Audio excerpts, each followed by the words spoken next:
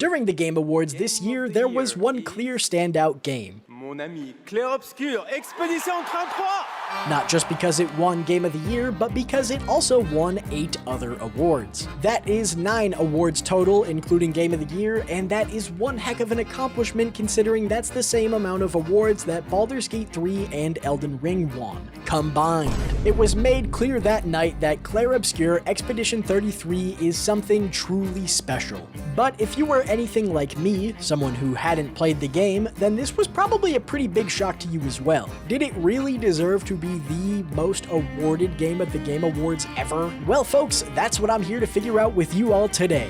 The day after the Game Awards, I put all my other projects on hold, bought E33, and prepared to get my toes wet. But what I did not prepare for was to get my whole dang body wet. Huge, massive spoiler warning going forward. If you have not played Expedition 33 and you are planning to, then I strongly recommend doing that before you watch this video because I'm gonna spoil a lot for you. Or you can live the story with me and see if you have the same reactions to things that I did. And of course, leave a like, subscribe, all that good stuff that I have to say, or you'll probably forget to do it. Blah blah blah, let's play the game. While this little opening plays, I'm gonna quickly explain my game plan for this video. I played the game, I took an entire notepad's worth of notes on my thoughts and feelings, and I'm gonna walk you through all of that from start to finish, while doing my best to tell the full story along the way. Starting off, we find our presumed main character, Gustav, and his sorta little sister, Mayel. I say sorta little sister because they're not actually related, it's kinda like his adoptive little sister, whatever. The tone is immediately pretty somber, but before we can get to the sad stuff, I've got to learn how to actually play the game. Now, truth be told, I didn't like the combat at first. I've never played Final Fantasy or really any similar sort of turn-based game like this one, and so this was an immediate turn-off. Luckily, I sucked that up and kept playing, and it didn't take me too long to get used to it and eventually really enjoy it. We'll talk about the combat a little later, but for now, I beat Mayel's ass, was rewarded with a color of Lumina for my victory, something I wouldn't know what to do with for an embarrassing amount of time, and then we were off to the harbor. This is where we witness an event known as the Gommage. The sky reddens, and this massive figure in the distance, known as the Paintress, rises from her chair, erases the number 34 from the monolith she sits in front of, changes it to 33, and suddenly people start to disappear. Every year that number gets lower and lower, and anyone who is the newly written age gets turned into a cloud of flower petals. As far as anyone can tell, there's no way to stop this from happening, but they will be damned if they don't try. But you know what you should try? Coding. With today's sponsor, Boot.dev, learning how to code has literally never been easier. Boot.dev is a tool you can use to learn all about back-end coding. Before playing around with Boot.dev, I knew literally nothing about coding, but now, after just a few lessons, I know what a syntax error is. The system they use to teach you things is really cool because it was clearly designed with the gamer brain in mind. You go through lessons almost like levels in a video game, earning XP, leveling up, and getting those sweet achievements. All the while, whether you even notice it or not, you're slowly learning all you need to know about back-end coding. The best part, though, is that you can read through each and every lesson completely for free. But if you are serious about coding, then use promo code DumpyKong for 25% off your entire first year on the annual plan. That'll unlock those gaming-esque mechanics I mentioned before, but it'll also unlock lots of other things, most notably an AI companion that can help walk you through and answer questions you may have about the lessons. It's helpful to have someone to bounce things off of when you're learning, even if that someone is an artificially intelligent magical bear. Back-end developing and programming is a great field to get into these days, and the market only grows by the day. So get started on your journey to financial freedom or personal achievement by clicking the link below, scanning the QR code on screen, or again, using promo code DumpyKong at checkout for 25% off your whole first year on the annual plan. Thank you to Boot.dev for supporting the channel. Now back to the video. A group of people get together each year who will either be gommaged the next year, like our protagonist Gustav, or who are just determined to get out and do something about this whole thing, like Mayel, and take a journey, an expedition if you will, to the continent. Essentially the mainland of this world, which Lumiere was split off from nearly 70 years ago. After a little ice cream social, the expedition gears up and heads out towards the continent. To say I was wrapped up in the story at this point would be an understatement. I wanted to know about the Paintress, Paintress, the Gommage, what's waiting for us on the mainland, all of it. But the second you actually hit the land, you are met with someone unexpected.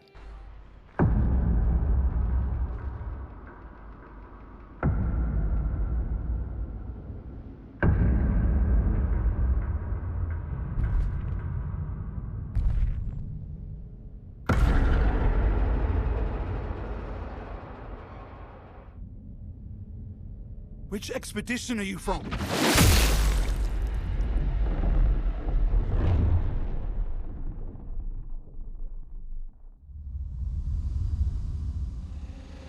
Fall back!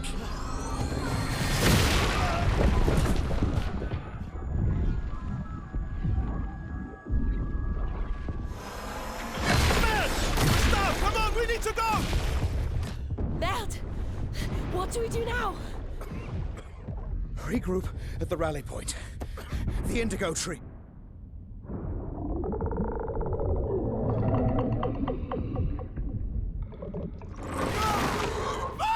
Run!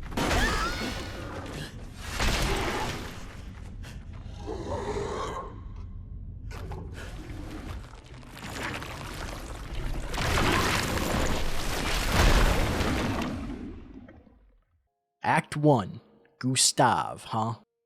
Well, frankly, folks, I have no fucking idea how Gustav managed to survive that point-blank range blast, but maybe he's just different. Pretty quickly, I found myself looking down the barrel once again, though, when I ran into this Nevron. Nevrons are kind of like the umbrella term for most enemies in this game. Now, I definitely didn't have the combat down that well yet, as you can see, but I ended up taking him out. But then I was pretty literally looking down the barrel again 2 minutes later when I found this amalgamation of dead expeditioners, and Gustav was ready to call it quits. But thanks to his old pal Lune, part of his expedition, showing up, he decided not to give in. But right after Gustav chooses life, the game chooses death, and throws this big bad guy at you. During this little scuffle, I wrote in my notes, the music in this game fucks like no other. And yeah, absolutely true. Eventually, Lune and Gustav travel through the most dreaded part of every RPG, the water level, which wasn't really that bad here, honestly. And at the end of it, we found this out-of-place door that leads to a fancy mansion, aka the Manor. Inside, we are reunited with Mael, and we are also united, I guess, with this creepy son of a bitch, the Curator. He gives us a little combat tutorial to test out Mael a bit, and to be honest, I think her kit is probably my least favorite, but that doesn't mean she's bad, just not really my style. When we were done at the Manor, we ran into Noko, who's just a funny little guy. I like the Gestrels, they're all so silly. So the objective at this point is to just carry on with the expedition, reach the Paintress, and put her down. To do that, we need a way to cross the sea, and to do that, we first need to get the password to reach Esquier, we'll talk about him in a bit, by dealing with some Gestrel shenanigans. The Gestrels have some funny puppet things guarding their village, and beating the big one wasn't all too difficult, but the guys controlling it were really funny, and I was looking forward to seeing what a whole town of these little weirdos would be like. And boy, did they live up to my hype. Every single person in this place is an absolute fucking wacko, and I love it. But to get that password I mentioned before, I had to run through a little tournament of sorts. I beat Bertrand Big Hands, Dominique Giant Feet,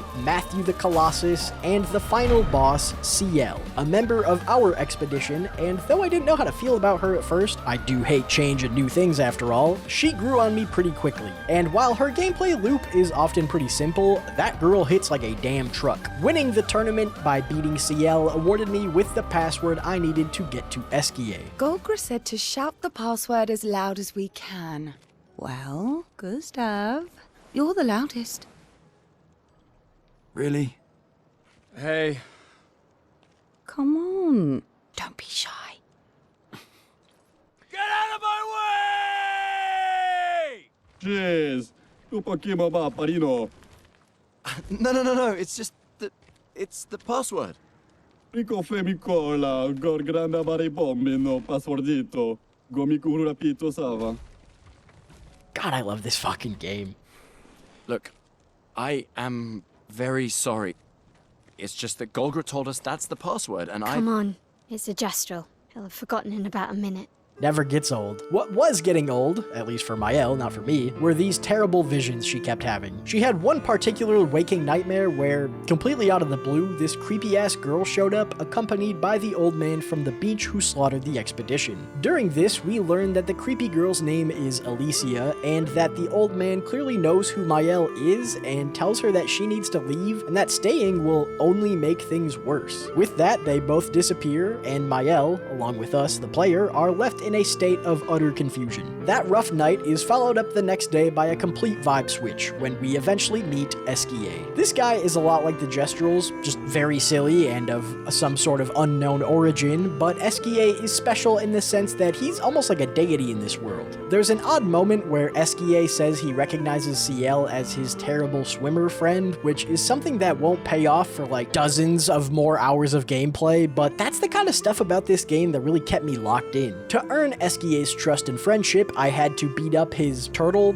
friend and get one of his rocks back. But he can't swim yet because he's still missing another magical rock that helps him swim, so we need to go get that first. We had another night of rest after that, and Mael has another strange dream where she sees a young man burning. Again, we'll get back to that later. Gustav does a good job of comforting Mael, and I really like the relationship between these two. The two of them clearly care about each other, and I don't think people realize how tough it can be to make the player feel like characters care about each other, not just to make the player care about the characters. Back to the mission at hand though, I had eventually reached the Stone Wave Cliffs, and this place had some new bad guys for me to deal with. I like the enemy variety so far. It seems like every area has its own enemies, or at least its own version of certain enemies. While looking for Esquier's rock, he dropped a little comment that scared the shit out of me. Something along the lines of there being something scary up ahead. I'll let you be the judge of that.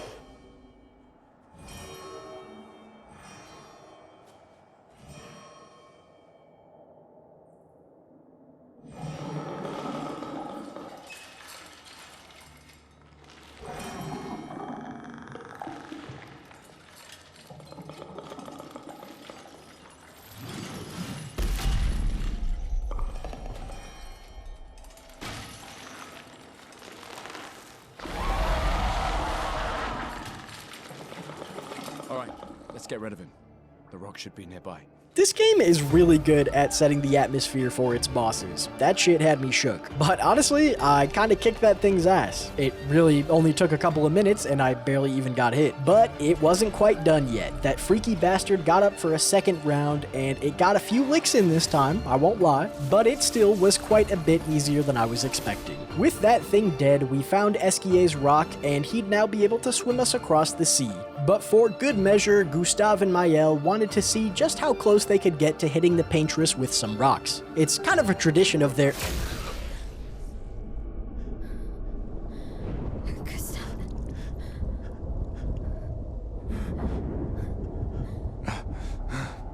Run.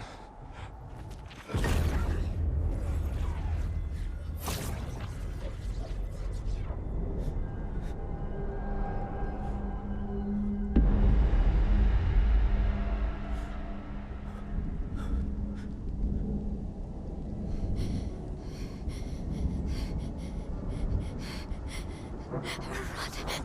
Please run. This right here is one of the best representations I have ever seen in any sort of media of what true, genuine fear is like. Gustav didn't say something cool. Gustav didn't make some sort of stupid fucking Marvel quip. He is clearly terrified.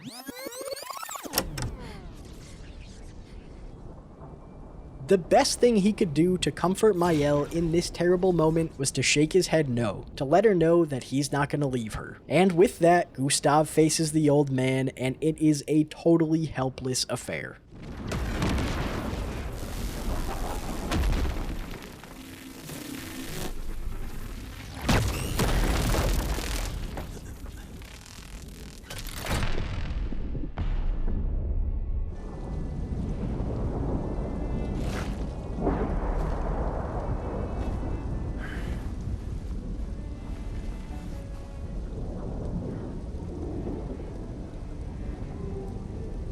For those who come after. Right? No. You promised!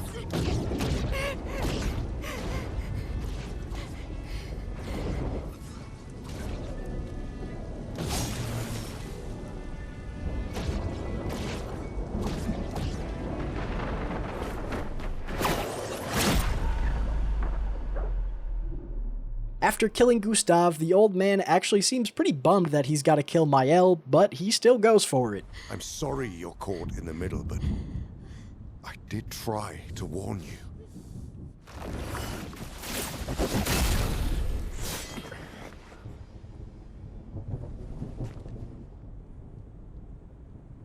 It's been a while. At this point, all I could write in my notes is, I so badly want to understand what's happening here. This new character tells Mael to get out of here and he'll handle things with the old man. She'll never paint again. Now, clearly that all meant something, but before I even touch on the story, I need to talk about Gustav. At this point in my playthrough, I was about 9 hours deep. I was trying my best to explore every available inch of the game. I watched every cutscene, I didn't skip through dialogue, I was completely hooked. And as I've showed up to this point, I really liked Gustav. He seemed like a real person. It felt like he had real emotions, real logic to the things he did. To say that killing off Gustav was a brave narrative choice would be understating it greatly. And a big reason that this works is because he's almost immediately supplanted by this new guy, someone who tells Lune and Ciel that he's part of Expedition Zero, literally the first expedition ever. Not only that, but he has been on the continent ever since, and he, as well as Renoir, the name of the old man who just killed Gustav and most of the other expeditioners thus far, are practically immortal. They've stopped aging altogether and are completely unaffected by the gommage. Act 2, Verso. We'd heard his name a few times to this point, and now we get to see who he really is. A cool way to learn a bit more about him is by spending time with other characters and developing your relationship levels with them. For example, when I chose to spend some time with Esquier, I got to learn how much of a close and loving bond those two have, and have apparently had for a long time. And another cute moment that night was when Verso came to Mael and gave her Gustav's journal. He must have taken it for safekeeping, and though it obviously doesn't fix what has happened here, it was a nice gesture, and it made me like and trust Verso more. But folks, the mission has not changed. We are sailing across the sea to reach... Ooh, funny looking guy. Brace yourselves.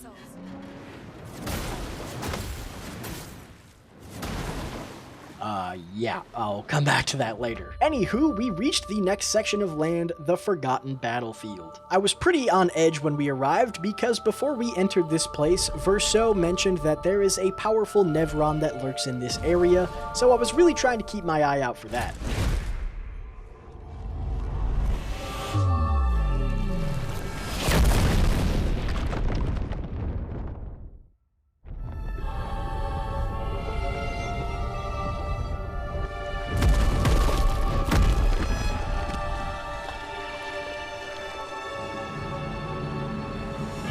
Oh my god, he is so fucking cool. Yeah, to be honest with you guys, this is probably one of my new favorite boss fights of all time. His combos are ridiculous, but not overly complicated enough to feel broken. He's got another cool sword for his second phase. I love this fight. My only complaint really is that I wish he was a little more durable. It didn't take me all too long to put him down, but I enjoyed every single second of it. After that sick battle, the tone shifted once again as we found a nice spot to bury Gustav's arm. With that sad affair done, we returned to camp where Verso shared his plan. Find the Paintress's heart and destroy it. Her heart is apparently located in Old Lumiere, not the Lumiere we started in, but, well, the old version of it from before it was broken off from the continent, but before we reach that place, we need to pick up an old friend of Verso's. Quick pause though, I have something incredibly embarrassing to share with you all. You know how if you use a Picto long enough, you unlock the Lumina version of it? Yeah, I didn't realize that until this very moment of gameplay. A healthy chunk into Act 2, and I had just discovered one of the game's core mechanics. Anyways, we headed to Minoko Station, and I thought I smelled a boss fight coming, but nope, it's just Minoko. Oh wait, Minoko is is the boss fight. I knew my boss sense was never wrong. Monoko has an insanely cool power where he uses the powers of Nevrons he's defeated as his abilities. It was 1v3 though, so we beat the absolute dog shit out of him, but after getting him all riled up about the fighting ahead of us, Monoko agreed to join the expedition. His kit reminds me a lot of doing the Eldamon videos, like being able to use the abilities and such of certain enemies I've defeated, so he was almost immediately a permanent member of my core party. With our new friend in tow, we made it to Old Lumiere, and the place was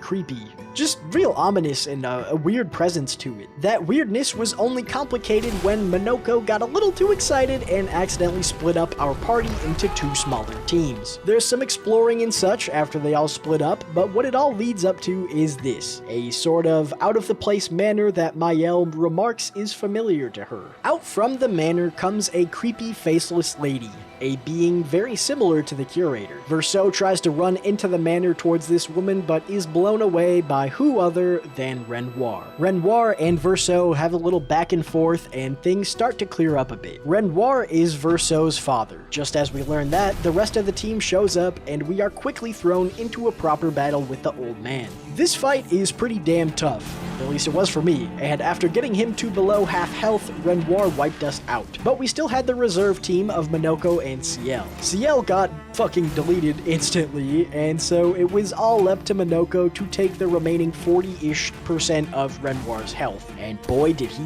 fucking do it. Well, I mean, I technically did it, but I like Monoko, so I'll give him some credit. But for all his efforts, Monoko was only rewarded with this, a devastating attack aimed right at poor little Noko. Noko didn't survive the blast, and Monoko, Noko's father, kinda, don't worry about that too much, was left with his broken son. Before we could even mourn, Verso swooped in and saved Mayel from being struck by Renoir, but while doing so, he yelled out a name, Alicia, the same name of the creepy little girl. Right after, we see time freeze as it has so many times now, and that creepy girl takes off her mask, revealing a very similar face to Mayel's. She shares an image of the manor burning, before the whole thing vanishes with the girl, the faceless woman, and Renoir in tow. We return to camp shortly thereafter, and the vibes are shit, everyone is sad, but the bright side here is this. We have got a new plan. Well, it's still the old plan, destroy the Paintress, but because we've missed out on destroying the Paintress's heart, our only hope now lies with the Curator. Lune found out from an old expedition's journal that if we defeat two powerful beings known as the Axons, we might actually be able to create a weapon capable of piercing the barrier that protects the monolith, the place where we can really find the Paintress. So that's our plan now.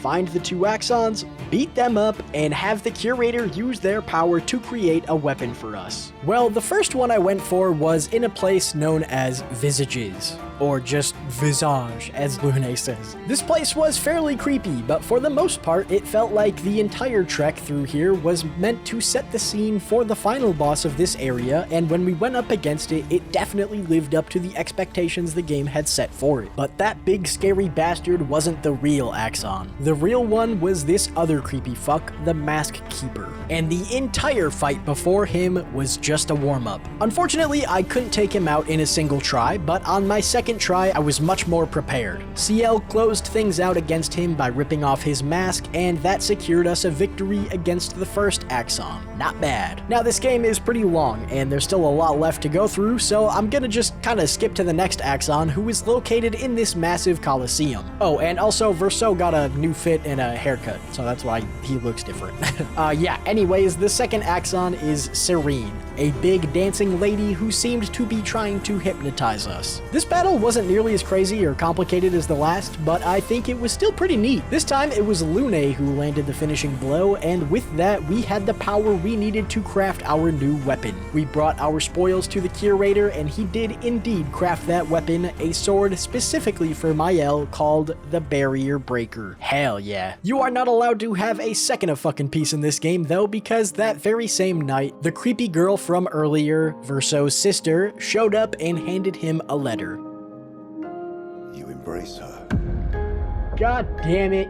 Renoir isn't here to fight, but he essentially just warns Verso that by going through with his plan, killing the Paintress, he will destroy everything. And it's hard to tell how literal he's being, but it sure seems like Renoir is convinced that everyone is gonna die. Still though, my mission is the same as it's ever been. We charged toward the monolith, used the barrier breaker to, well, you know, it's kinda in the name, and it seemed like we were actually where we needed to be for real this time. We ran right up to the Paintress, and our battle began. Except not really.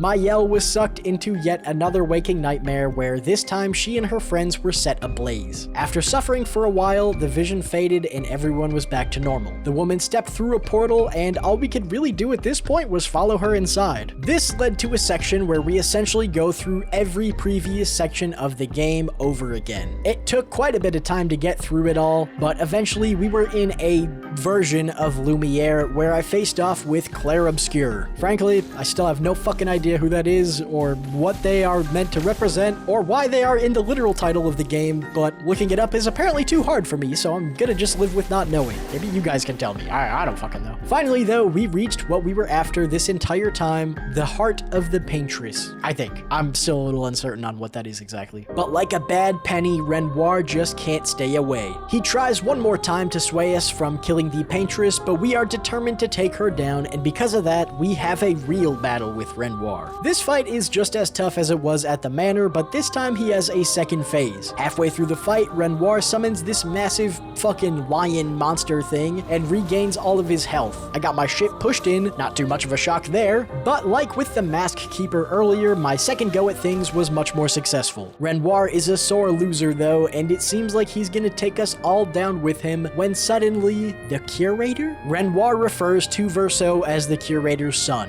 and at this point I was utterly fucking lost. I thought he was Renoir's son. But before getting any clarification, the Curator guides Mayel over to Renoir and they gommage him. Well, with that, there's nothing standing between us and the Paintress, and as we approached her real form atop the monolith, things started slowly getting even crazier. It turns out the Paintress is the Curator's wife, and the Paintress recognizes Verso.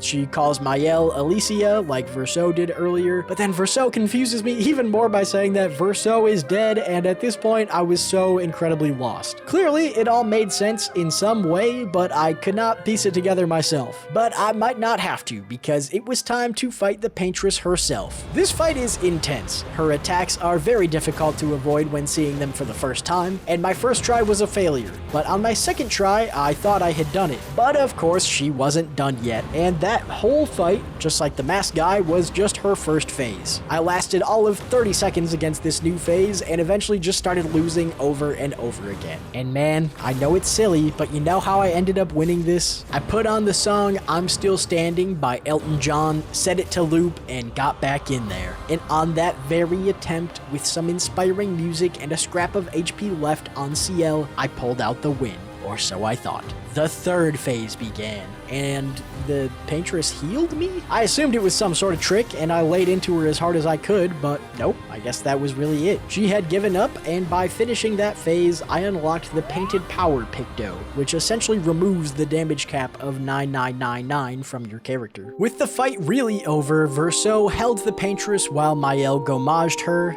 Mayel plants the Expedition 33 flag, the gang hops on Esquia's back, and they all fly back to Lumiere. I couldn't believe what I was seeing. Is this really a happy ending? Did everything really end up okay? I mean, it sure didn't feel like it was gonna be as simple as that. But then Verso takes a seat and opens up that letter his sister gave him earlier. In it, she says that this whole world is some sort of mirror, painted by her mother, their mother. We learn that the gommage wasn't done by the Paintress, it's done by their father. The Paintress only paints the number on the monolith to warn the people about what's to come. She says in the letter, your mother paints life while your father paints death. And with that, there's a huge explosion in the distance, and people begin to fade away. Ciel, Lune, and even Mayel herself begin to fade away, as the screen slowly turns to black. Now, this was all incredibly confusing, but the next section of the game cleared it all up, and I'm gonna go through and, as briefly and still efficiently as I can, explain everything. In the real world, there is a family, the Desandra family. Renoir the father, Aline the mother, Verso their son, Clea, their oldest daughter, and of course Alicia, their youngest child. The Desandra family has a unique gift that allows them to paint entire worlds into canvases. Verso had a canvas when he was younger where he created his own world and characters like Esquier and the Gestrels, but he was less interested in this kind of art as he got older and he started focusing on music instead. One day, the Desandra Manor is lit ablaze by a group called the Riders, and in the fire, Verso sacrifices his life to save his little sister Alicia, leaving her with some bad burns but ultimately still alive. While mourning Verso, Aline enters Verso's old canvas to connect with him in whatever way she can. Inside the canvas, she paints her family, not as they are, but as she sees them. This is where the Desandras inside the painting come from. Aline adds on more and more to Verso's world, even eventually painting Lumiere and its people. The problem here is that to enter the painting, Aline has to essentially leave her own body to slowly decay, but again, in her grief, she doesn't really care. Her husband isn't about to sit by and watch her rot though, so he enters the canvas himself and tries to force Aline out. He is unsuccessful, and is locked away in the monolith, but in their conflict, they cause the event we know as the Fracture. Slowly, over time, Renoir, who is actually the curator, chips away at Aline's power. He erases her oldest creations as her power wanes, and that's where the gommage comes from. Renoir is trying to do the right thing, at least for the real Desandra family's sake, and so Clea, the oldest daughter, aids her father by entering the canvas herself and explaining the real-life situation to the painted version of her family. That doesn't go too well though, and so instead of getting their help, she creates, at least some, it's unclear how many, the Nevrons, hostile monsters that would kill Aline's beloved creations. Clea isn't sucked into the painting like her parents, but when she leaves, her younger sister, Alicia, decides to enter the canvas as well. She's not quite as talented of a painter as the others though, and Aline is able to sort of overwrite Alicia as she gets into this world, reincarnating her as the character we know, Mayel. So Mayel is Alicia, but Mayel is still herself, Mayel. She comes to realize this after being wiped out, and she essentially repaints herself as someone with the memories and feelings of both Mayel and Alicia, though she prefers to be called Mayel. That is where we find her at the start of Act 3, a new-ish person with a new mission: convince her father not to destroy the canvas that she loves. He is reasonably pretty dead set on destroying the whole thing so that nothing like this can ever happen again, but Mayel is happy here and miserable in the real world, so we now have to find a way to overcome Renoir, the real Renoir, once again. And even though they were just erased like herself, Mayel is able to collect the chroma of Ciel and Lune and bring them back to life. Whatever life means at this point. Now, Mayel wants to go through the world and collect whatever chroma she can from the past expeditioners to help defeat her father. But let's pause here, because at this point in the game, I had played about 25-ish hours. That's about how long it took me to beat the game. And I continued to play the game after this point for 30 more hours.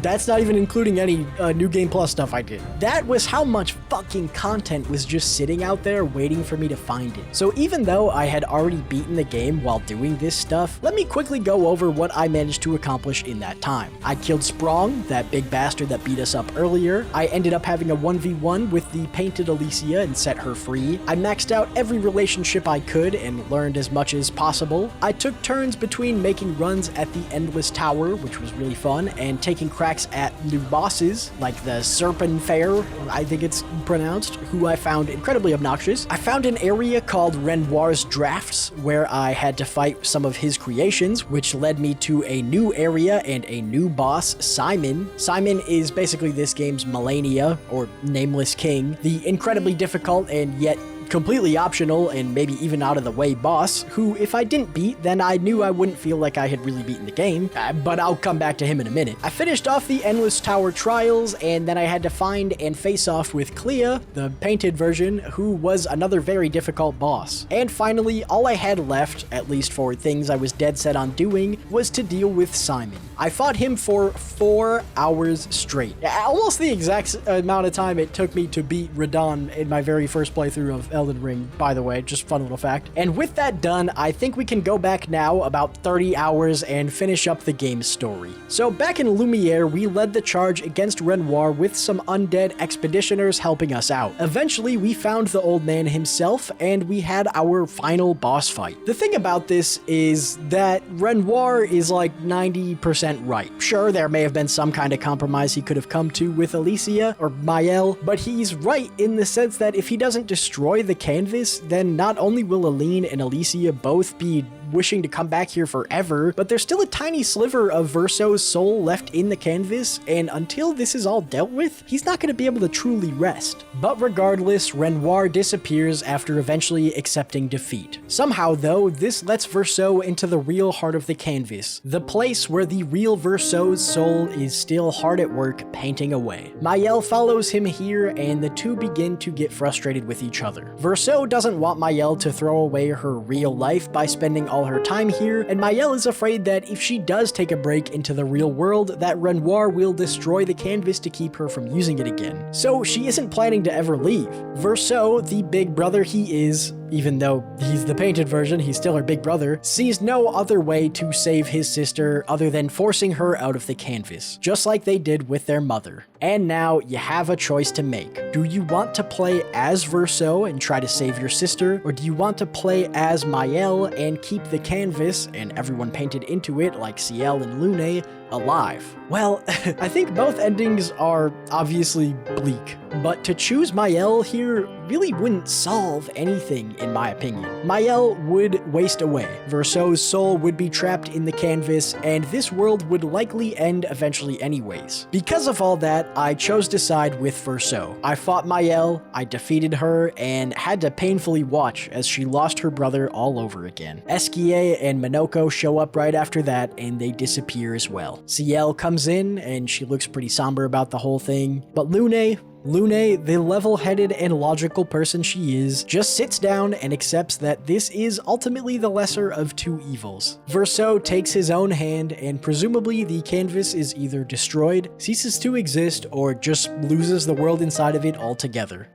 The Desandra family is officially united once again, and this time they'll all grieve together as a family should. And I think that this is exactly what the game is really about. Death is inevitable. Being afraid is okay, normal even. Being unsure, of course, but we've all got to go eventually, and to not accept or even to lose yourself in the grief of that can be a very dangerous thing. I think Clair Obscur Expedition 33 absolutely deserved Game of the Year. Honestly, between the incredible story, maybe one of the best stories in gaming, in my opinion, strong message, and addicting combat, it's probably at least a top 20 game ever made. I get if the JRPG style isn't for you, but if you haven't tried it yet, then take it from me, someone who really didn't like it at first, give it a try. I am so glad that I stuck it out. That's pretty much it though, gang. That took so much longer than I was expecting, but I wanted to make sure I gave the full context for things, so I could properly explain why I loved it all so much, and so that the people at home who are only gonna consume the story through this video could get the whole-ish picture. If you made it this far, you are a saint, and I love you. Not really. I don't know you. Probably. But I do appreciate you watching, and if you enjoy hearing me ramble, then subscribe. I do that a lot. Go try out Expedition 33 if you haven't, and if you have, tell me in the comments what you did and did not like about it. Thank you all so much for watching. GG's, everybody.